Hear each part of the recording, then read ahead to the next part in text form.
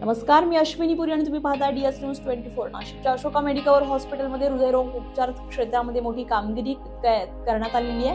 उत्तर महाराष्ट्रातील पहिले ड्युअल चेंबर लीडलेस पेसमेकर प्रत्यारोपण यशस्वीपणे करण्यात आले आहे. 80 वर्षीय रुग्णावर ही अत्याधुनिक प्रक्रिया करण्यात आली आहे. विशेष म्हणजे महाराष्ट्रातील दुसऱ्या पिढीतील एव्हियर AR2 एड्रियल लीडलेस पेसमेकरचे हे पहिले प्रत्यारोपण ठरलंय. पारंपरिक पेसमेकर प्रमाणे यामध्ये वायर आणि लीड्सची आवश्यकता नसते. हे उपकरण थेट हृदयात बसवले जाते आणि हृदयाची गती नियंत्रित करण्यात मदत होते. या अत्याधुनिक उपचारामुळे उत्तर महाराष्ट्रातील रुग्णांना प्रगत हृदय उपचारांसाठी मोठ्या शहरांकडे जाण्याची गरज कमी होणार आहे. दरम्यान पात्र रुग्णांसाठी MJPJAY आणि आयुष्यमान भारत योजनेअंतर्गत हृदयरोगावरील विविध उपचार मोफत उपलब्ध असल्याची माहिती देण्यात आली आहे. तसेच स्वातंत्र्य दिनानिमित्त 1947 रुपयांचे 1947 फ्रीडम पॅकेज उपलब्ध करून देण्यात आलेलं आहे. नाशिकमध्येच अत्याधुनिक हृदय उपचारांची सुविधा उपलब्ध झाल्यामुळे ही कामगिरी उत्तर महाराष्ट्रासाठी आता महत्त्वाची ठरली आहे.